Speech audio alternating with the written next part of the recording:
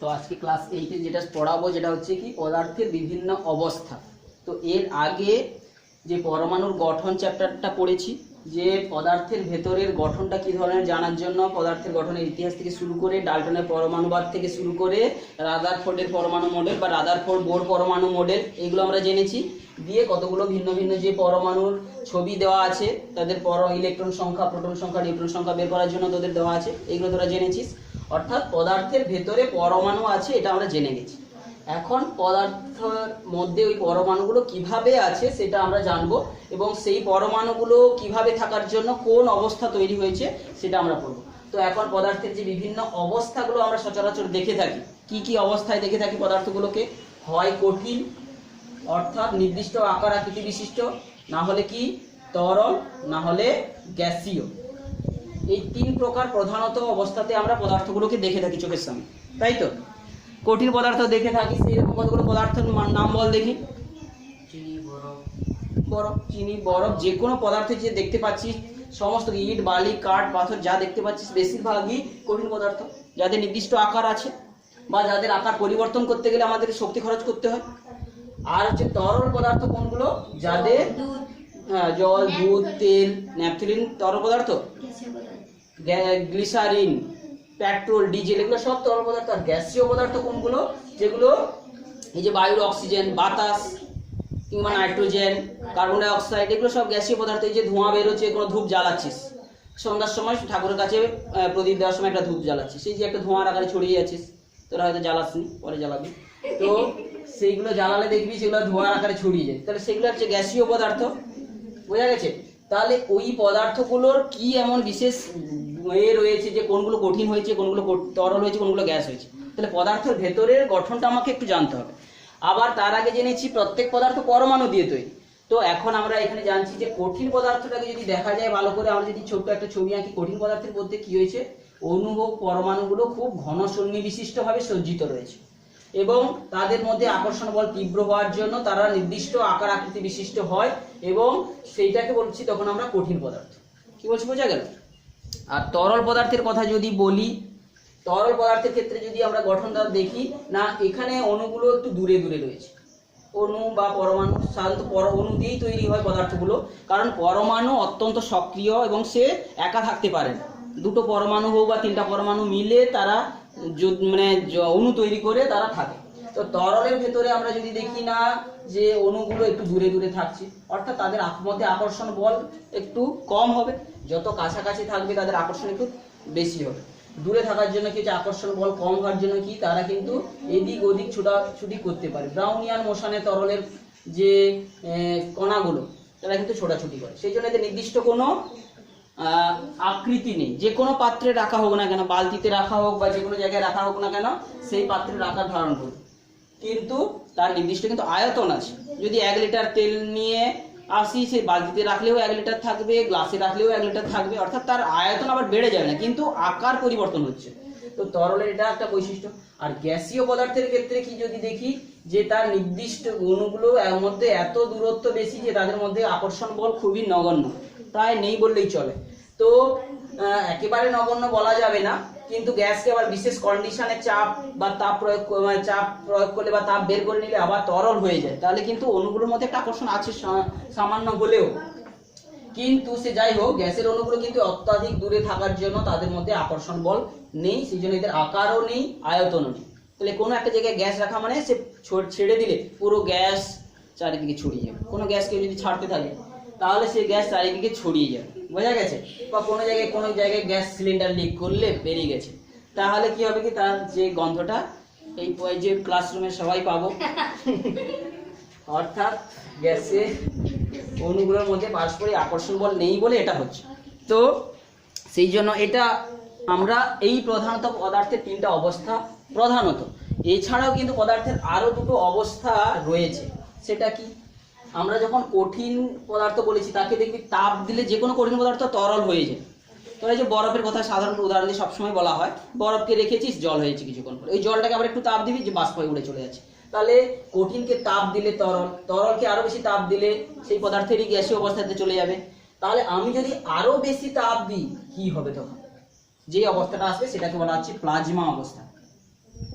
Plasma অবস্থাটা কি জিনিস না, বেশি তাপ দিলে কি হবে, আমি দেখতে পাচ্ছি যখন তাপ প্রয়োগ করছি অণুগুলো ধীরে ধীরে তাহলে কি হচ্ছে, মধ্যবর্তী দূরত্ব বাড়ছে।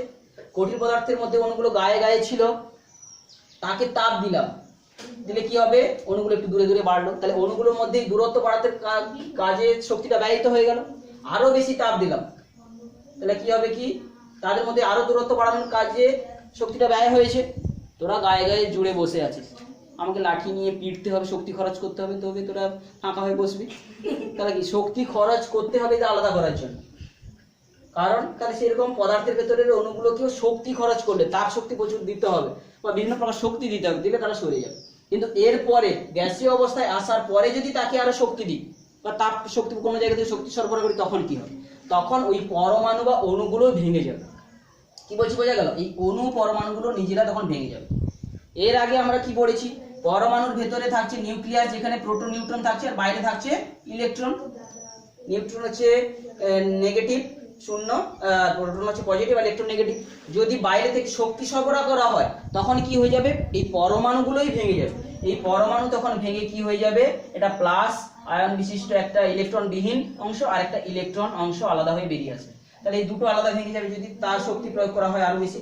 তাহলে এই যে অবস্থাটা হয়ে যাবে, তখন এটা যে আয়নে হচ্ছে এটাকে বলা হচ্ছে প্লাস আয়ন বা পজিটিভ আয়ন, বা একে বলা হচ্ছে ক্যাটায়ন। কারণ কি, এখানে পরমাণুতে একটা প্রোটন ছিল, একটা যে ইলেকট্রন ছিল, মোট মিলে মোট শূন্য ছিল আধান। কিন্তু যখনই একটা ইলেকট্রন ছেড়ে এখানে আলাদা হয়ে গেল, তখন কি হয়ে গেল, একটা প্লাসও আলাদা হয়ে গেল, একটা মাইনাসও আলাদা হয়ে গেল। এই প্লাস যে ইলেকট্রন, এটা হচ্ছে ইলেকট্রন, সরি মাইনাসটা হচ্ছে ইলেকট্রন, আর প্লাস অংশটা হচ্ছে ধনাত্মক আয়ন, আয়ন হয়ে যাচ্ছে। বোঝা গেছে, এটাকে বলা হচ্ছে আয়ন। কারণ নিউক্লিয়াস সহ, নিউক্লিয়াস আছে আর এটা ইলেকট্রন নেই, এটা হচ্ছে আয়ন হয়ে গেছে। আয়নটা তার তুলনামূলকভাবে ভারী, ধনাত্মক আয়নটা, ধনাত্মক আয়ন, এটাকে বলা হচ্ছে কি না ক্যাটায়ন। আর এই মাইনাস আয়ন মানে কি, ইলেকট্রন, এই ইলেকট্রনও একা থাকতে পারে না, কোনো পরমাণুর গায়ে জুড়ে যাবে। কোনো পরমাণু এইখান থেকে যখন পরমাণু বেরিয়ে যাওয়ার ফলে কোনো পরমাণুতেই যদি ইলেকট্রন এসে জুড়ে যেত, এক্সট্রা ইলেকট্রন একটা এসে যদি বাইরে থেকে এসে ইলেকট্রন জুড়ে যেত, তাহলে কি হবে, এটা মাইনাস আয়ন হয়ে যাবে, নেগেটিভ আয়ন। অর্থাৎ যেমন ভাবে ধনাত্মক আয়ন তৈরি হয় ইলেকট্রন চলে গেলে, একটা ইলেকট্রন যদি বাড়তি এসে কারোর পিঠে বসে যায়, তাহলে সে কি হবে, ঋণাত্মক আয়ন, নেগেটিভ আয়ন তৈরি হবে এটা। এইভাবে তাহলে কোনো জায়গা থেকে শক্তি সরবরাহ করলে কি হবে, কি ধনাত্মক আয়ন ঋণাত্মক আয়নে সব পরিণত হয়ে যাবে। বুঝতে পেরেছিস, তখন সেই পদার্থের মধ্যে যতগুলো পরমাণু ছিল ঠিক ততগুলো সংখ্যক আয়ন তৈরি হবে। অর্থাৎ প্রত্যেকটা থেকে দুটো করে আয়ন তৈরি হবে, প্লাস আয়ন মাইনাস আয়ন, এটা থেকেও প্লাস আয়ন মাইনাস আয়ন। বুঝতে পেরেছিস, এটা থেকেও প্লাস আয়ন মাইনাস আয়ন তৈরি হবে, প্লাস আয়ন মাইনাস আয়ন। তাহলে এইভাবে প্লাস আয়ন মাইনাস আয়নে ভেঙে যাবে, তখন সেই যে পদার্থের অবস্থাটাকে বলা হচ্ছে প্লাজমা অবস্থা। বুঝতে পেরেছিস, এই সূর্যের মধ্যে অতিরিক্ত তাপে কিন্তু সব যায়, সেই সূর্যের মধ্যে পদার্থগুলো সব কিন্তু প্লাজমা অবস্থায় আছে। আমরা এই বায়ুমণ্ডলে যেখানে পৃথিবীতে আছি, এই বায়ুমণ্ডল থেকে উপরের দিকে গেলে একটা বায়ুমণ্ডলের স্তর আছে, তোরা জানবি আয়নোস্ফিয়ার পড়েছিস। প্রথমে ট্রপোস্ফিয়ার, তারপরে কি রয়েছে স্ট্র্যাটোস্ফিয়ার, তারপরে মেসোস্ফিয়ার, তারপরে রয়েছে আয়োনোস্ফিয়ার বা থার্মোস্ফিয়ার। সেখানে কিন্তু সব আয়ন আছে। সেই স্ফিয়ারটা থাকার জন্য কিন্তু আমাদের অনেক সুবিধা হচ্ছে। আমরা যে এখানে বসে আজকে টিভি দেখে নিচ্ছি, মোবাইলে দেখে নিচ্ছি, ওই যে তরঙ্গগুলো প্রতিফলিত হয়ে কিন্তু এক জায়গা থেকে এক জায়গায় আসতে পারছে, যে যারা আমরা সিগন্যাল পাচ্ছি। বুঝতে পেরেছিস, কোনো জায়গায় লাইভ খেলা দেখছি, তাহলে অন্য দেশে খেলা হচ্ছে, আমরা এখানে বসে সঙ্গে সঙ্গে দেখছি, তাহলে সেখানকার তরঙ্গটাকে ছাড়া হয়েছে, সেটা এসে আমরা এখানে ক্যাচার রয়েছে, আমাদের যন্ত্রগুলো ব্যবহার করি, তার মধ্যে বা অ্যান্টেনা রয়েছে, সেখানে ধরে আমাদের পাঠাচ্ছে। তো এইভাবে সেই আয়োনোস্ফিয়ারে থাকছে প্লাজমা, বা বিভিন্ন উত্তপ্ত বস্তুর মধ্যে আছে প্লাজমা।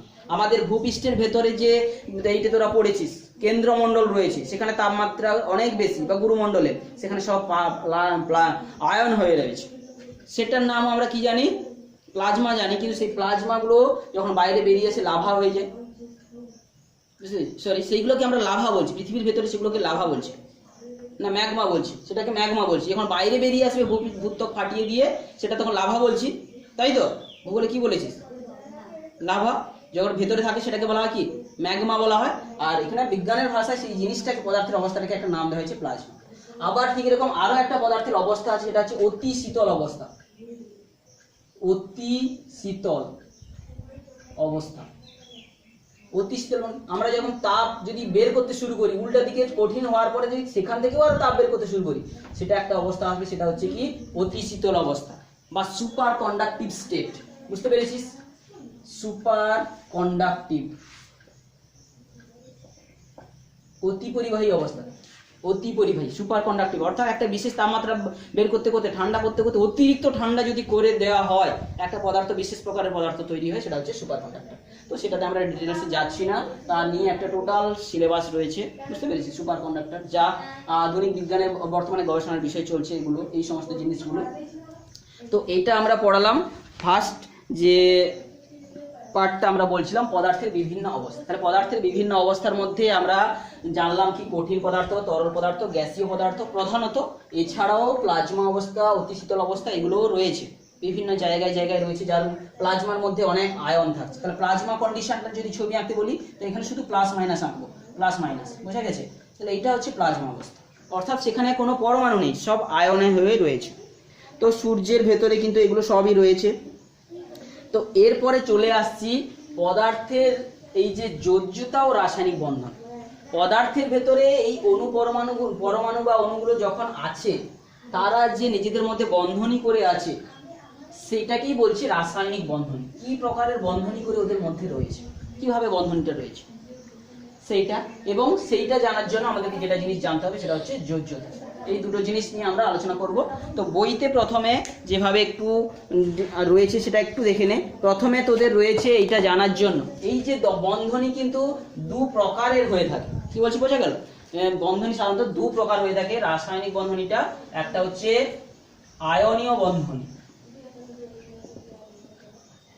আর একটা হচ্ছে সমযোজী বন্ধনী। বোঝা গেছে? দু প্রকারের বন্ধনী থেকে পদার্থগুলো তৈরি হয়ে থাকে, বুঝতে পেরেছিস? পদার্থের এই দু প্রকার বন্ধনের মধ্যে ফার্স্ট আমরা আলোচনা করব, যেটা হচ্ছে আয়নীয় বন্ধনী, এবং সেই পারপাসে একটা বিষয় জিনিস জানবো, সেটা হচ্ছে যোজ্যতা। বোঝা গেছে? তো প্রথমে আসছি আয়নীয় বন্ধনীতে। তো সেটা কতগুলো উদাহরণ আগে বলছি, দিয়ে তারপরে আমরা ব্যাপারটা জানার চেষ্টা করব। তো অনেক পদার্থ তোরা দেখেছিস যেগুলো নির্দিষ্ট আকার আকৃতি রয়েছে, সেই রকম কতগুলো পদার্থ তোরা নাম বল দেখি, অর্থাৎ যাদের নির্দিষ্ট কেলাস রয়েছে, অর্থাৎ কতগুলো পদার্থ বলতে যাদের দেখতে সুন্দর আকার আকৃতি বিশিষ্ট, যেমন লবণ, চিনির ছোট ছোট দানাগুলো দেখতে সুন্দর লাগে, কিংবা তুঁতে দেখেছিস, কেউ মিছরি দেখেছিস, বিভিন্ন পদার্থগুলো, তাহলে এগুলো নির্দিষ্ট আকার আকৃতি বিশিষ্ট আছে। কিংবা বালির যে ছোট ছোট কণাগুলো দেখবি, ওদের নির্দিষ্ট আকার আকৃতি রয়েছে, তাহলে সেইগুলোকে বলা হচ্ছে কেলাস। কেলাস মানে কি? পদার্থের ক্ষুদ্রতম অংশ যেগুলো নির্দিষ্ট জ্যামিতিক আকার আকৃতি থাকে, সেগুলোকে বলা হচ্ছে কেলাস। তো এখন কিছু কিছু পদার্থের আবার কেলাস হয়, আবার কিছু কিছু পদার্থের কেলাস হয় না। তাহলে নিশ্চয়ই এই কেলাসটা হওয়ার জন্য দায়ী কিছু একটা বন্ধনী রয়েছে, আর কেলাস না হওয়ার জন্য দায়ী আর বাকি বন্ধনী রয়েছে। কেলাস হওয়ার পিছনে দায়ী যেটা রয়েছে সেটা হচ্ছে আয়নীয় বন্ধন, অর্থাৎ যে কোনো যে নির্দিষ্ট আকার আকৃতি হতে গেলে তার ভেতরের অণুগুলোর গঠন সুসজ্জিত হতে হবে। কাউকে দেখতে খুব সুন্দর লাগছে মানে কি, তার প্রত্যেকটা পার্টিকেল সুন্দরভাবে সাজানো রয়েছে বলেই তাকে সুন্দর দেখতে লাগছে। তারা বাঁকা হয়ে হচ্ছে, তো বিভিন্ন পার্টিকেল চোখ আর নাকগুলো সাজানো নেই সুন্দরভাবে, তো বাঁকা লাগছে। অর্থাৎ পদার্থের ভেতরেও সুন্দর করে যদি যার গঠন সাজানো রয়েছে, তার নির্দিষ্ট আকার আকৃতি বিশিষ্ট হবে, তাকে বলা হচ্ছে কেলাস। তাহলে কেলাস কাকে বলা হচ্ছে? সুনির্দিষ্ট জ্যামিতিক তল দ্বারা আবদ্ধ ছোট পদার্থের গঠনকে বলা হচ্ছে কেলাস। এই কেলাস পদার্থের প্রথম একটা উদাহরণ যেটা বলছি, যে সোডিয়াম ক্লোরাইড, যেটা আমরা খাই, খাদ্য লবণ, এটাও একটা কিন্তু কেলাস আকার পদার্থ। খাদ্য লবণের দুটো পার্ট রয়েছে, একটা হচ্ছে সোডিয়াম পার্ট, একটা হচ্ছে ক্লোরিন পার্ট। বুঝা গেল? এই দুজন মিলে তৈরি হয় সোডিয়াম ক্লোরাইড। এরা একটা নির্দিষ্ট আকার আকৃতিতে সাজায়, মানে বন্ধনী তৈরি করে জুড়ে যায়। আমরা যদি এটা আমরা প্রমাণটা বইতে করা আছে কি করে। সোডিয়াম পরমাণুটা যদি আমরা জানি, ক্লোরিন পরমাণুটা যদি জানার চেষ্টা করি। সোডিয়াম পরমাণু, আমরা সোডিয়াম তোরা পড়েছি, এর আগের পার্টটাতে পড়েছি, সোডিয়াম 11 পারমাণবিক ক্রমাঙ্ক, আর যে ভর সংখ্যা 23, এরকম লেখা ছিল। মানে এটা কি? এর প্রোটন সংখ্যা কত, ইলেকট্রন সংখ্যা কত, আর নিউট্রন সংখ্যা কত? বল, প্রোটন সংখ্যা কত? প্রোটন সংখ্যা 23, 11। নিউট্রন সংখ্যা কত? 23। ভর সংখ্যা তাহলে কত হবে? নিউট্রন সংখ্যা এই 23 থেকে 11 বাদ দিলে হচ্ছে 12। আর ইলেকট্রন সংখ্যা কত হবে? 11। যটা প্রোটন থাকবে তটাই ইলেকট্রন থাকবে, তাহলে এটাও 11। আর ভর সংখ্যা কত মাথায় যুক্ত থাকছে, সেটা হচ্ছে 23। তাহলে এই যে পরমাণুটার যদি ছবি আমরা আঁকছিলাম, যে তার নিউক্লিয়াসের ভেতরে প্লাস থাকবে 11টা, নিউট্রন থাকবে 12টা, এটাই হচ্ছে নিউক্লিয়াসের গঠন। আর বাইরের কক্ষপথগুলোতে ইলেকট্রনগুলো ভিন্ন ভিন্ন কক্ষপথে থাকবে। প্রথম যে কক্ষপথটা আঁকবো তাই কটা ইলেকট্রন থাকবে? দুটো। তারপরেরটাতে কটা থাকবে? 8টা থাকতে পারে, 8টা, অর্থাৎ প্রত্যেকটা মাইনাস এর মধ্যে 8টা থাকছে। তাহলে মোট কটা ইলেকট্রন চলে গেল? 8 2 10টা চলে গেছে। আর কটা পড়ে আছে? একটা। তাহলে বাইরের কক্ষপথে থাকবে হচ্ছে একটা ইলেকট্রন। এটা হচ্ছে সোডিয়ামের গঠন। আবার যদি ক্লোরিন পরমাণুটা যদি দেখি, ক্লোরিন পরমাণুর পারমাণবিক ক্রমাঙ্ক কত? 17 আর হচ্ছে ধরো 35। তাহলে এই 17টা 35-এর যদি এর ছবিটা আঁকি আমরা নিচে আঁকছি ক্লোরিনের ছবিটা। তাহলে ক্লোরিনের যে 17 আর 35 ধরো রেখেছি, তাহলে এর প্রোটন সংখ্যা কত, ইলেকট্রন সংখ্যা কত, নিউট্রন সংখ্যা কত আর ভর সংখ্যা কত? বল। প্রোটন সংখ্যা 17 আর নিউট্রন সংখ্যা হচ্ছে 18। নিউট্রন সংখ্যা বিয়োগ করে পাবো 18 আর ইলেকট্রন সংখ্যা 17 আর ভর সংখ্যা 35। তাহলে এই পরমাণুটার যদি আমরা ছবি আঁকি তাহলে তারও নিউক্লিয়াসের ভেতরে প্রোটন থাকবে কটা? 17টা, নিউট্রন থাকবে হচ্ছে 18টা। একটু বড় হয়ে যাচ্ছে। এটা হচ্ছে নিউক্লিয়াস। তারপরে যে ছবিটা পাবো সেটা আমরা বিভিন্ন কক্ষপথে বিভিন্নভাবে পাবো। প্রথম কক্ষপথে আমরা এই যে দুটো ইলেকট্রন, 2 লিখে দিচ্ছি, দুটো ইলেকট্রন। তারপরটায় থাকবে 8টা ইলেকট্রন। তারপরটায় কটা থাকবে? 8 2 10 চলে গেছে, আর 7টা থাকবে। তাহলে 7টা ইলেকট্রন থাকছে। তাহলে দুটো পরমাণুর বৈশিষ্ট্য দেয়, এই পরমাণুর বাইরে একটা রয়েছে আর এই পরমাণুর বাইরে কটা রয়েছে? 7টা। এখন প্রত্যেক পরমাণু সব সময় বাইরের কক্ষে 8টা ইলেকট্রন চায়। 8 হয়ে গেলে কি হয়? যে একটা সে বড়লোক হয়ে যাবে, অর্থাৎ কারোর সঙ্গে তাকে বিক্রিয়া করতে হবে না, স্থায়ী হয়ে যাবে। সবাই যেমন চায় যে বড়লোক হয়ে যাবো, একটা পাকার ঘর করে নেব, যে ঘরে একা বসে থাকবো আর কোনো কিছু থাকবে না। সেরকম পরমাণুগুলোও চায় যে আমিও বড়লোক হয়ে যাবো, 8টা বাইরের কক্ষে পূরণ করে নেব আর কাউকে আমার সঙ্গে বিক্রিয়া করতে হবে না। তো সেই বাইরের কক্ষে 8 পূরণ করার জন্য এর একটা দরকার। আর এ কি করতে পারবে? এর তো 7টা জোগাড় করতে পারবে না, এর একটা রয়েছে। এর বাইরের 8 করতে গেলে 7টা জোগাড় করতে হবে। 7টা জোগাড় করা অতটা সহজ নয়। এ কি করে? সাধারণত একটা ছেড়ে দিলেই তারপরেরটাতে তো 8টা হয়ে রয়েছে। তাহলে সোডিয়াম কি করে? একটা ইলেকট্রন ছেড়ে দিয়ে সোডিয়াম প্লাস আয়নে পরিণত হবে। একটা ইলেকট্রন ছেড়ে দেওয়া মানে একটা আয়ন, একটা প্রোটনের সংখ্যা বেশি হয়ে গেছে এবং সেটা তখন কি হচ্ছে? Na প্লাস লেখা হয়ে থাকে। আর ক্লোরিন যখন একটা ইলেকট্রনকে নিয়ে নেবে, একটা এখন মাইনাস এক হচ্ছে, এই একটা ইলেকট্রন যখন নিয়ে নেবে ক্লোরিন কি হয়ে যাবে? ক্লোরিন মাইনাস আয়নে পরিণত হয়ে যাবে। অর্থাৎ এর একটা ইলেকট্রন বেশি হয়ে যাবে মানে কি? একটা মাথায় ইলেকট্রন চেপে বসেছে। আর এর একটা ইলেকট্রন চলে গেছে মানে কি? নিউক্লিয়াসে একটা প্রোটন সংখ্যা বেশি হয়ে গেছে, সেটা আমরা দেখাচ্ছি। এই দুজন কি করে? তাদের মধ্যে এই প্লাস আর মাইনাসের আকর্ষণ দ্বারা জুড়ে গিয়ে কি তৈরি করে?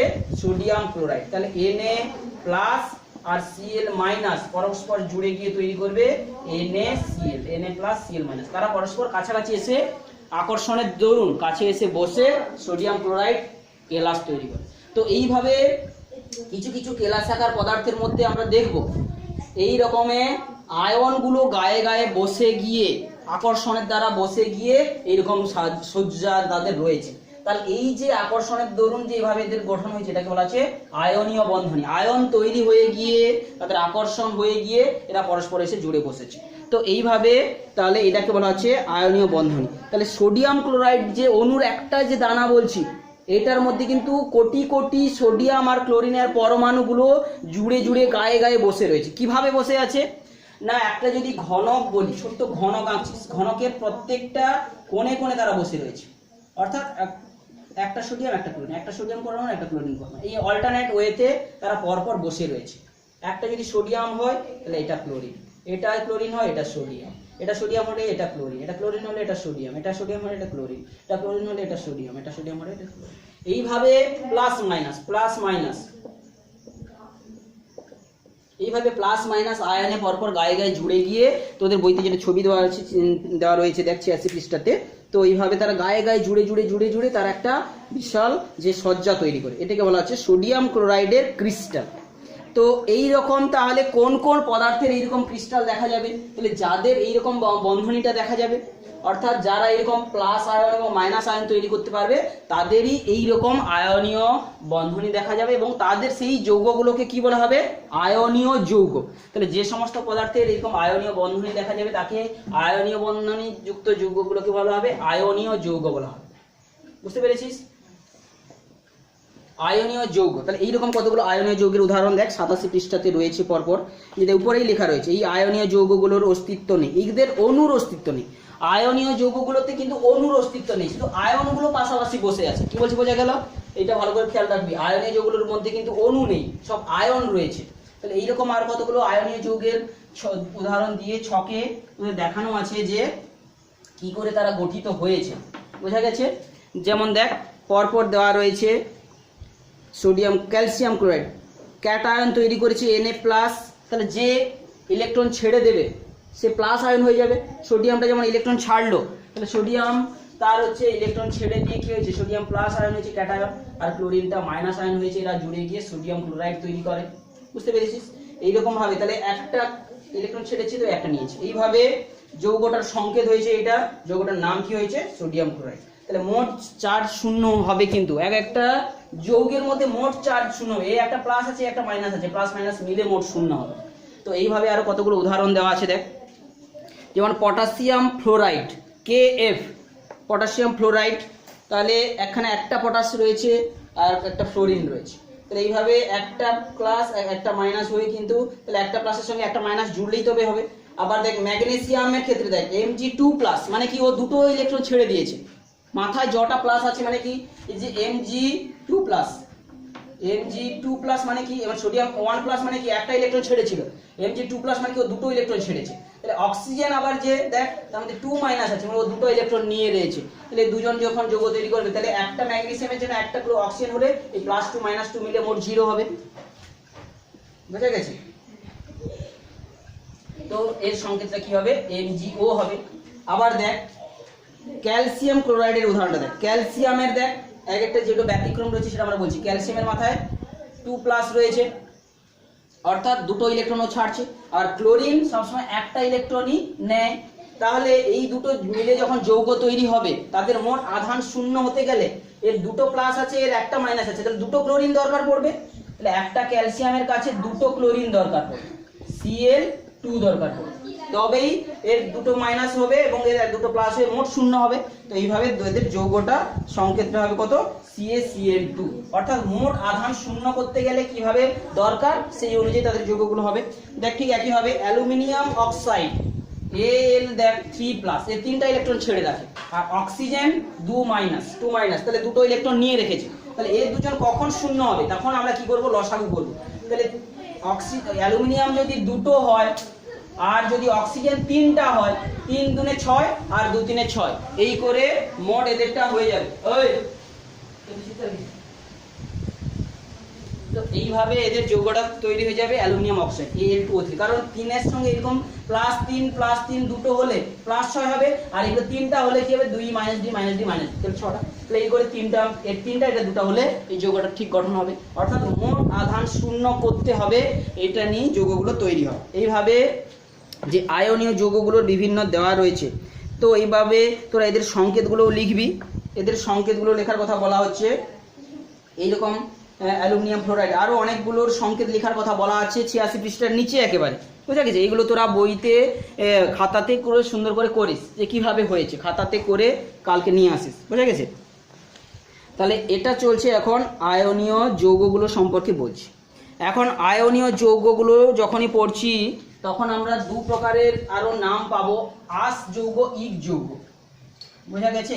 যেমন কি কখনো কখনো সে দুটো ইলেকট্রন ছাড়ে, কখনো হয়তো একটা ইলেকট্রন ছাড়ে, তো এইরকমভাবে কখনো কখনো নামও তাদের চেঞ্জ হয়।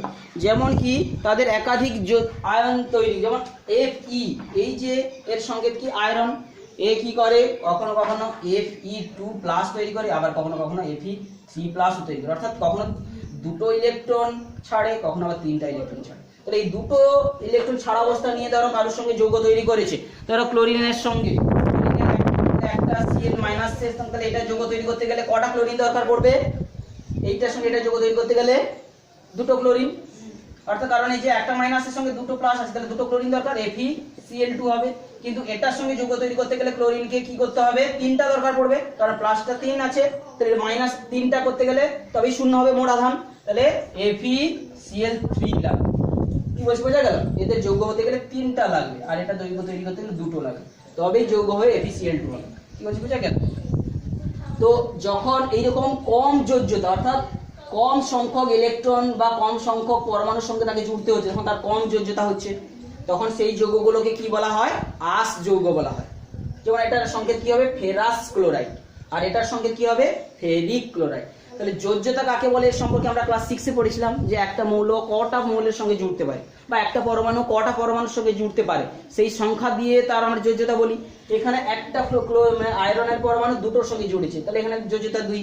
আবার একটা আয়রন এখানে 3টা ক্লোরিনের সঙ্গে জুড়েছে, তাহলে যোজ্যতা 3। যখন যোজ্যতা বেশি হয় যৌগতের সংকেতে কি আসবে? ইক কথাটা আসবে। তাহলে এর সংকেত কি হবে? ইক। তাহলে ফেরিক ক্লোরাইড, কি বলছি বোঝা গেল? Ferric chloride. আর এটা কি হবে? Ferrous chloride. তাহলে ফেরিক ক্লোরাইড আর ফেরাস ক্লোরাইড ঠিক একই রকম। এইরকম তাহলে যতগুলো মৌলের এইরকম ভিন্ন ভিন্ন যোজ্যতা দেখা যাবে, অর্থাৎ কটার সঙ্গে জুড়তে পারে তার ক্ষমতা ভিন্ন ভিন্ন হবে, তাহলে সেই অনুযায়ী তাদের অনেকগুলো করে এরকম যৌগ তৈরি হবে। একটা ছক দেখ, কপারেরও এইরকম কিউপ্রাস কিউপ্রিক দুটো গঠন দেখা যায়। এই জি মানে মার্কারি বা পারদ, এরও দুটো গঠন দেখা যায়। আবার স্ট্যানাস, এরও দুটো দেখা যায়। স্ট্যানাস আর স্ট্যানিক, SN4ও দেখা যায় আর SN2+ও দেখা যায়। তখন এর নাম হয় কত? স্ট্যানাস, আর এর নাম হয় কি? স্ট্যানিক। আচ্ছা, এরপরে এইরকম ভাবে আমাদের অনেক যৌগের নাম দেওয়া রয়েছে। এদের ক্যাটায়ন কি হচ্ছে, অ্যানায়ন কি হচ্ছে, এইগুলো আমরা এখানে একটু দেখব যেগুলো রয়েছে। যেমন ফেরাস, এই ছকটা তোরা ভালো করে এক্ষুনি বসে বসে পূরণ কর, বোঝা গেছে? এই ছকটা এক্ষুনি বসে পূরণ কর। তো ক্লাস 8-এর এর কিছুক্ষণ আগে যেগুলো আমরা বলছিলাম, যেটা এর আগে বলেছি যে আয়নীয় বন্ধনী, আর অর্থাৎ দু প্রকার বন্ধনীর কথা বলছিলাম। সেই আয়নীয় বন্ধনী যাদের দেখা যাবে তাদেরকে কি বলা হচ্ছে? আয়নীয় যৌগ। এই আয়নীয় যৌগ হতে গেলে আমরা দেখতে পাচ্ছিলাম আয়ন তৈরি হতে হচ্ছে, আয়ন দরকার। সেই আয়নগুলো দু প্রকারের হচ্ছিল, একটা হচ্ছে পজিটিভ আয়ন, একটা হচ্ছে নেগেটিভ আয়ন। পজিটিভ আয়নকে কি বলা হচ্ছে? এটাকে কি বলা হচ্ছে? ক্যাটায়ন। আর নেগেটিভ আয়নকে কি বলা হচ্ছে? অ্যানায়ন, তাই তো? এই ক্যাটায়ন এবং অ্যানায়ন আয়নগুলো পরস্পর কাছাকাছি বসে গিয়ে যে যৌগগুলো তৈরি হচ্ছে সেগুলো হচ্ছে আয়নীয় যৌগ, ঠিক আছে? এখন এই ক্যাটায়ন তৈরির সময় একটা পরমাণু আমরা দেখেছি যে দু প্রকারের ক্যাটায়ন তৈরি করছে। যেমন আমরা বলছিলাম আয়রনের কথাটা, আয়রন দু প্রকারের ক্যাটায়ন তৈরি করতে, Fe2+ ও তৈরি করে, Fe3+ ও তৈরি করে, অর্থাৎ এরা দু প্রকারের ক্যাটায়ন তৈরি করে। তো এরা যখন যৌগ তৈরি করবে তখন আমরা যৌগতে তাদের নামের পেছনে দু প্রকারের নাম রাখবো। একটা হচ্ছে কি? যে আঁশ যৌগ, আর একটা হচ্ছে ইক যৌগ। যেখানে যোজ্যতাটা বেশি থাকে, যে অর্থাৎ বেশি সংখ্যক ইলেকট্রনকে গ্রহণ বা বর্জন করেছে, সেইটাকে বলা হচ্ছে তার যোজ্যতা। তাহলে এখানে ইলেকট্রনটার যোজ্য অর্থাৎ পরমাণুটার যোজ্যতা বেশি আছে, অর্থাৎ এখানে কম আছে, এখানে আছে আঁশ যৌগ তৈরি হবে, আঁশ, আর এখানে তৈরি হবে ইক যৌগ। তো এরকম যেমন উদাহরণগুলো আমরা বলেছি, ধরো FeCl2 ফেরাস ক্লোরাইড, FeCl3 এটা হবে কি? Ferric chloride. এইভাবে আয়ন তৈরি হওয়া, অর্থাৎ পরমাণু থেকে তৈরি হবে আয়ন। সেই আয়নগুলোর মধ্যে আকর্ষণের দরুন যে যৌগ তৈরি হবে, আকর্ষণের দরুন যে যৌগগুলো তৈরি হবে, এইগুলো সবই হচ্ছে আয়নীয় যৌগ। কি বলছি, বোঝা গেল? তো এখন যেটা আমরা বলেছি, আলোচনা করে গেছি, শুধু পরমাণুগুলো থেকে আয়ন তৈরি হয়েছে, সেইগুলো জুড়ে গিয়ে যে যৌগ তৈরি করেছে। কিন্তু এখন আমরা যেটা আলোচনা করবো সেটা হচ্ছে মূলক। মূলকগুলো, অর্থাৎ মূলক কাকে বলে আমরা জেনেছি, কতগুলো দলবদ্ধভাবে থাকে একসঙ্গে এবং তারা একযোগে বিক্রিয়ায় অংশগ্রহণ করে, তাকে পরমাণু জোটটাকে বলা হয়তো মূলক বলা হয়, তাই তো? সেইগুলো আমরা যেগুলো জানি যে সাধারণত, যেমন কি ধরো সালফেট মূলক, SO4। তো একসঙ্গে সালফারের পরমাণু আছে এবং 4টা অক্সিজেনের পরমাণু নিয়ে হয়েছে, এটা একটা মূলক। তো এরা একসঙ্গে দলবদ্ধভাবে থাকে এবং এরা কখনো কখনো ইলেকট্রন নিয়ে রাখে নিজেদের কাছে। তাহলে এটা একটা নেগেটিভ মূলক তৈরি করছে এবং এটাকে বলা হচ্ছে অ্যানায়ন মূলক, বোঝা গেছে? আবার কখনো কখনো বিশেষ করে মূলকগুলো আবার কখনো কখনো কোনো মূলক আছে ইলেকট্রন ছেড়ে দেয়, যেমন অ্যামোনিয়াম মূলক NH4+, এই একটা ইলেকট্রন ছেড়ে দিচ্ছে। তাহলে এই মূলকটা হচ্ছে কি? এটা হচ্ছে ক্যাটায়ন, আর এটা হচ্ছে অ্যানায়ন। এই ক্যাটায়ন অ্যানায়ন মূলকগুলো যখন জুড়ে যৌগ তৈরি করবে, সেই যৌগগুলোও হবে আয়নীয় যৌগ, বোঝা গেছে? এই বিভিন্ন যেমন কতগুলো মূলক দিয়ে যে আয়নীয় যৌগগুলো তৈরি হচ্ছে, একের পর এক বইতে দেওয়া আছে। দেখ বিভিন্ন মূলকগুলোর সংকেত, যে মূলকগুলোর সংকেত বইতে দেওয়া আছে পরপর অনেকগুলো রয়েছে, সালফেট, অ্যামোনিয়াম কিংবা কার্বনেট, বাইকার্বনেট, তারপরে নাইট্রেট, নাইট্রাইট, এরকম বিভিন্ন মূলক, সালফেট, অনেক নাম রয়েছে এবং তারা কটা করে ইলেকট্রন গ্রহণ বা বর্জন করে কি ধরনের আয়ন হয়েছে এটা আমাদের জানতে হবে। অর্থাৎ তাদের যোগ্যতাগুলো যেগুলো আমরা ক্লাস 7-এও পড়েছিলাম সেগুলো জানতে হবে। অর্থাৎ সেইটা জানা থাকলে এবং তাদের যোগ্যতা অর্থাৎ কত জানা থাকলে আমরা যোগ্যটা লিখতে পারবো। ধরো আমি বলছি একটা উদাহরণ, আয়রনের সঙ্গে এপির সঙ্গে সালফেট যুক্ত হবে, তাহলে এই সালফেটের যোগ্যতা 2, তার আধান -2, তাহলে এপি 2+টার সঙ্গে যুক্ত হবে। বুঝতে পেরেছিস? তাহলে এর সঙ্গে জুড়ে যখন যৌগ তৈরি করবে তখন কি হবে, FeSO4 তৈরি হবে। অর্থাৎ এই 2 এর কাছে 2, কারো কাছে 2 লিখতে হচ্ছে না, দুজন পাশাপাশি এসে বসে FeSO4 তৈরি করবে। অর্থাৎ মূলকগুলো পাশাপাশি যখন বসে আবার যখন Fe3+টা SO4 আয়ন এই দুটো মূলকের সঙ্গে এসে জুড়ে যৌগ তৈরি করবে তখন যেটা তৈরি হবে FeSO4(3). এইটাও হতে পারে, সাধারণত এটা সাধারণত হয় না, এটাই বেশিরভাগ হয়। তো এরকমভাবে অনেক মূলকগুলো দিয়েও আয়নীয় যৌগ তৈরি হচ্ছে। এই ছকে যেটা রয়েছে 189 পৃষ্ঠাতে, তো এগুলো সব করিস। অর্থাৎ প্রত্যেকটা ক্যাটায়ন আর কোনটা অ্যানায়ন পার্ট রয়েছে, কি করে টোটাল শূন্য হতে গেলে কি করে যৌগটা তৈরি হবে সেই অনুযায়ী একটা উদাহরণ দেওয়া আছে, Fe2+ আর SO4-। তাহলে প্রত্যেকটা Feর জন্য একটা SO4 এনাফ। আবার আমি যদি বলি অ্যালুমিনিয়াম Al, এর 3+, এর 3টা ইলেকট্রন ছেড়ে রেখেছে, এর আধান +3। আবার OH মূলকের যোগ্যতা কত না -1, এর আধান হচ্ছে -1। তাহলে এদের মিলে যৌগ শূন্য করতে গেলে, যৌগ হিসাবে যখন শূন্য হতে হবে তাহলে এর একটার জন্য 3টা দরকার, তাই তো? তাহলে তখন সংকেতটা কি হবে, AlOH, যেহেতু এটা ব্র্যাকেট থেকে হচ্ছে দিতে কি বলছি বোঝা গেল? তবেই +3 যুক্ত -1 গুণিতক 3, এরকম যদি 3টা নিই এই দুটো যোগ হয়ে কত হয়ে যাবে, +3 +3, এই করে মোট 0 হবে। বোঝা গেছে? তো এইভাবে যৌগগুলো তৈরি হতে থাকে। তো এইটা গেল হচ্ছে আয়নীয় যৌগ।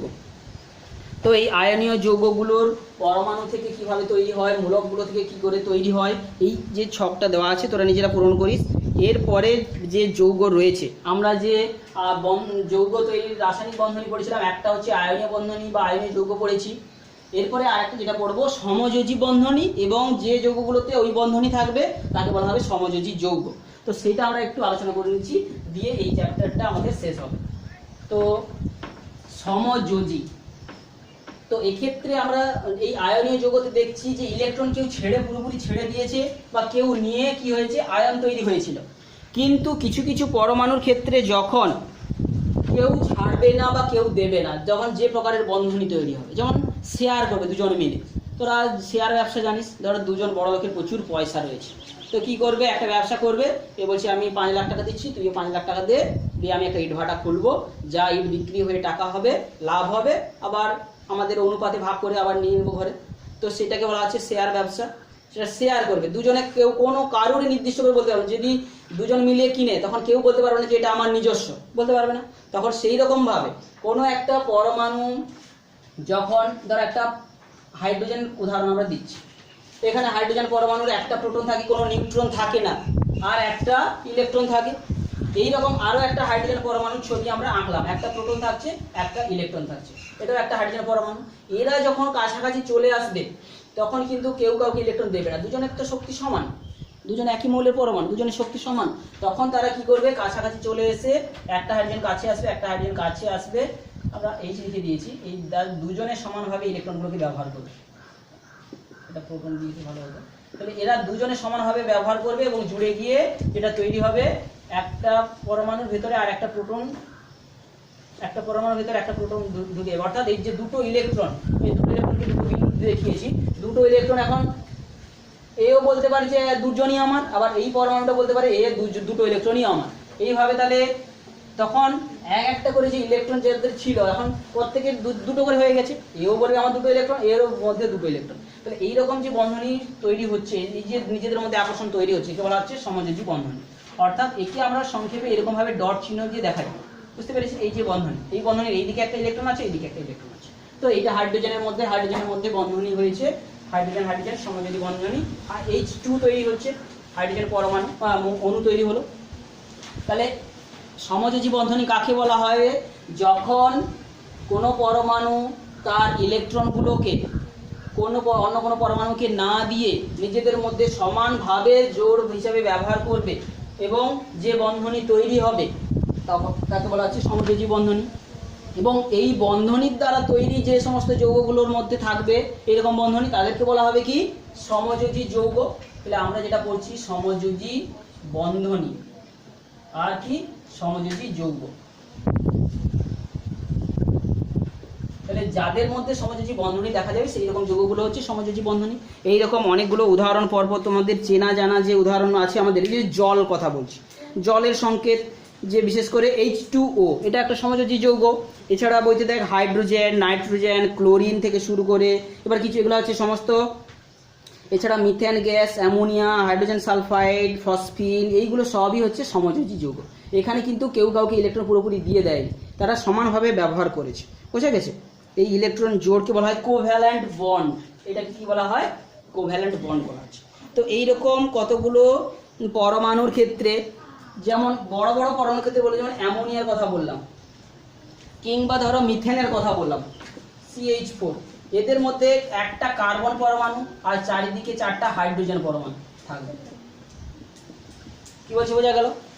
এদের যে মাঝখানে যে থাকছে সে হচ্ছে যে সেন্ট্রাল পরমাণু, তাকে বলা হচ্ছে সেন্ট্রাল পরমাণু। সে সমানভাবে চারপাশে বন্ধনী থাকবে এবং সেখানে বিভিন্ন মৌলের পরমাণু জুড়বে। যে নাইট্রোজেনের কথা বলি, নাইট্রোজেন সেন্টারে থাকবে, তিন দিকে 3টা হাইড্রোজেন থাকবে। অর্থাৎ নাইট্রোজেন এদের প্রত্যেকটার ইলেকট্রন নিয়ে কিন্তু আমরা এগুলো উঁচু ক্লাসে ব্যাখ্যা করবো। অর্থাৎ নাইট্রোজেনের পারমাণবিক ক্রমাঙ্ক 7, তার বাইরের কক্ষে প্রথম কক্ষতে 2টো ইলেকট্রন থাকবে, তারপরটাতে 5টা ইলেকট্রন থাকবে। যেমন নাইট্রোজেন আমি একটা বলে দিচ্ছি 7, তাহলে নাইট্রোজেন 7 মানে নাইট্রোজেন পরমাণু যদি ভেতরে 7টা থাকবে, 7টা প্রোটনও থাকবে, নিউট্রন থাকবে। প্রথম কক্ষতে 2টো ইলেকট্রন থাকবে, তারপরটায় কটা থাকবে 5টা ইলেকট্রন, 5 2 7। তাহলে এই 5টা ইলেকট্রন থাকার মানে তার অভাব রয়েছে কটা, 3টা 8 পূরণ করতে আর কত বাকি। আমরা সবসময় বলেছি মৌল হোক মানে পরমাণুগুলো জুড়ে যখন যৌগ তৈরির সময় বাইরের কক্ষে তার 8 করার চেষ্টা করে।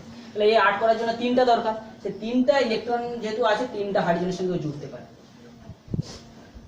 আবার 3টার সঙ্গে জুড়ে যাওয়ার পরে কিন্তু বাড়তি 2টো ইলেকট্রন পড়ে থাকে, সেগুলো নিঃসঙ্গ ইলেকট্রন পড়ে। তো এইভাবে আবার কার্বনের কথা যদি ধরি, কার্বনের কিন্তু 6। তোরা ভালো করে খেয়াল রাখবি, কার্বনের পরমাণু যখন পড়েছিলি তখন দেখবি তার গঠনটা দেখবি প্লাস 6টা রয়েছে, 6টা নিউট্রন রয়েছে এবং তাদের বাইরে প্রথমটায় 2টো ইলেকট্রন, তারপরেরটায় 4টা ইলেকট্রন আছে। আমি একসঙ্গে 4 লিখে দিচ্ছি। তাহলে 4টা ইলেকট্রন মানে 4টার সঙ্গে 4টা হাইড্রোজেন পরমাণু জুড়ে জুড়ে, আবার হাইড্রোজেনের তো একটা করে, সে 2টো করার জন্য চেষ্টা করবে। তো এখন একটা জিনিস বলছি, এখানে হাইড্রোজেনের ক্ষেত্রে কিন্তু সে 2 করার চেষ্টা নেবে, আর বাকি সমস্ত পরমাণু 8 করার চেষ্টা নেবে। কেন হাইড্রোজেন 2 করার চেষ্টা নেবে না, হাইড্রোজেনের কাছের যে নিষ্ক্রিয় মৌলকে না হিলিয়াম, তার পারমাণবিক ক্রমাঙ্ক কত না 2। অর্থাৎ সমস্ত পরমাণুগুলো চায় যে নিষ্ক্রিয় মৌলের মতো হতে, নিষ্ক্রিয় হয়ে গেলে সে আর কারোর সঙ্গে বিক্রিয়া করতে হবে না। নিষ্ক্রিয় মৌলগুলো কোনগুলো না, হিলিয়াম, নিয়ন, আর্গন, ক্রিপ্টন, জেনন, রেডন, এইগুলো হচ্ছে নিষ্ক্রিয় মৌল। এদের যে ইলেকট্রনের যে কাঠামো সেই রকম লাভ করতে চায়। শুধুমাত্র হিলিয়ামের কাঠামো কি বাইরের পক্ষে 2টো ইলেকট্রন, আর বাকিগুলোর বাইরে সবার 8 ইলেকট্রন, বাইরে সবার 8 ইলেকট্রন বা বিন্যাস যদি দেখি প্রত্যেকের বাইরে 8। তাহলে বেশিরভাগ ক্ষেত্রে 8 পূরণ করার চেষ্টা করবে, শুধুমাত্র হাইড্রোজেনটা ব্যতিক্রম যে ও হিলিয়ামের কাছাকাছি যাওয়ার চেষ্টা করে, বুঝতে পেরেছিস তো। বা লিথিয়ামটার ক্ষেত্রেও যে সেগুলো, তো এইগুলো গেছে সমযোজী যে বন্ধনী। এইরকমভাবে আমরা প্রত্যেকটা একটা ছক দেওয়া রয়েছে 91 পৃষ্ঠায়, সেখানে যৌগগুলোর সংকেত দেওয়া রয়েছে, কোন মৌলের যোজ্যতা কত আমরা আগে লিখে ফেলবো। লিখে ফেলার পরে তো সেইখানে একটা কেন্দ্রীয় পরমাণু, এখানে প্রত্যেকটা কেন্দ্রীয় পরমাণু কার্বন, এখানে কেন্দ্রীয় পরমাণু নাইট্রোজেন থাকবে এবং তার সঙ্গে অন্যান্য পরমাণুগুলো জুড়ে গিয়ে এইভাবে যৌগ তৈরি করছে। তো এইভাবে কার সঙ্গে কটা জুড়েছি আমরা একটা ছকটা নিশ্চয়ই পূরণ করতে পারবো। জলের সংকেতে দেখ একটা অক্সিজেনের সঙ্গে কটা হাইড্রোজেন জুড়েছে, 2টো। হাইড্রোজেন সালফাইড, একটা সালফাইডের সঙ্গে 2টো হাইড্রোজেন জুড়তে হবে। তাহলে এইভাবে এই করে করে এই ছকটা পূরণ করিস। তো এইভাবে এইটা গেল হচ্ছে সমযোজী যৌগ দিয়ে এই চ্যাপ্টারটা আমাদের শেষ হলো। তাহলে এই চ্যাপ্টারটাতে আমরা কি কি আলোচনা করেছি একবার জাস্ট দেখে নিই। তাহলে এই চ্যাপ্টারটাতে আমরা কি আলোচনা করেছি, পদার্থের গঠন। ক্লাস 8-এ যেটা আমরা পড়েছি কি পদার্থের গঠন চ্যাপ্টারে আমরা ফার্স্ট কি পড়েছি, গঠন সম্পর্কে একটা ইতিহাস পড়েছি, পদার্থটা কিভাবে গঠিত তার একটা ইতিহাস পড়েছি। তারপরে কি পড়েছি, যে রাদারফোর্ডের পরমাণু মডেল, ডাল্টনের পরমাণুবাদ একটু জেনেছি, গুরুত্বপূর্ণ যেগুলো আলোচনা করেছি মনে রাখার জন্য আরেকবার বলে দিচ্ছি, যে ডাল্টনের পরমাণুবাদ পড়েছি, তাই তো। এটার জিনিসগুলো কি কি, এটা 1808 সালে দেওয়া হবে। তারপরে আমরা জেনেছি ইলেকট্রনের আবিষ্কার, প্রোটনের আবিষ্কার হবে, অর্থাৎ রাদারফোর্ডের পরমাণু মডেল।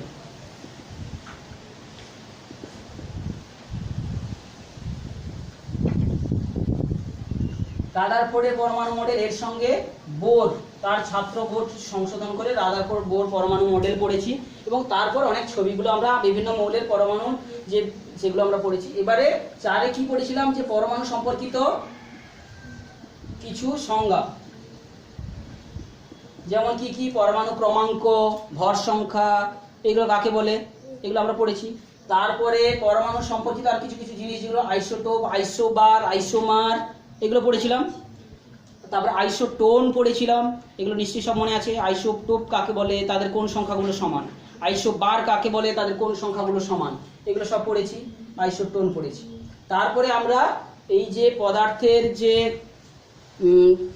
পরমাণু আর কোন বা নিউক্লিয়াসের মধ্যে একটা ধারণা নিয়ে এসেছি, যে একটা পরমাণু বা কত বড়, একটা পরমাণুর ব্যাসার্ধ বা কত বড়, 10⁻⁻10 সেন্টিমিটার বিশিষ্ট হয় একটা পরমাণুর ব্যাস, পরমাণুটা যদি যেটা বলি তার ব্যাস। আর একটা 10⁻−15 হয়, এটা হচ্ছে নিউক্লিয়াসটার ব্যাস। তাহলে প্রায় দেখ 10⁵ গুণ বড়, একটা নিউক্লিয়াসের ব্যাসের থেকে 10⁵ গুণ বড়, এটা হচ্ছে পরমাণুর ব্যাস। এটা হচ্ছে নিউক্লিয়াসের ব্যাস। তাহলে এইটার মধ্যে ডিফারেন্স কত আছে, 10⁵, অর্থাৎ 1 লক্ষ গুণ বড়। কি বলছি, বোঝা গেল? এইরকম ফার্স্টের দিন পড়েছি। তারপরের দিন আজকে পড়লাম যে পদার্থগুলোর ভেতরে, কঠিন তরল গ্যাসের মধ্যে অণুগুলো কিভাবে সাজিয়ে রয়েছে এবং তাদের কেলাস তৈরি হচ্ছে। পদার্থের যে 3টা অবস্থা ছাড়াও প্লাজমা অবস্থা আর হচ্ছে সুপার কন্ডাক্টিভ স্টেট জানলাম। তারপরে এই যে আয়নীয় বন্ধনী আর হচ্ছে সমযোজী বন্ধন, পরপর এইগুলো আমরা পরপর এই চ্যাপ্টারে পড়লাম। তো এই চ্যাপ্টারটা তোরা ভালো করে খুঁটিয়ে পড়িস। এখানে যত লিখবি এইগুলো কিন্তু বারবার করে লিখতে হবে, তবেই তোরা পারবি।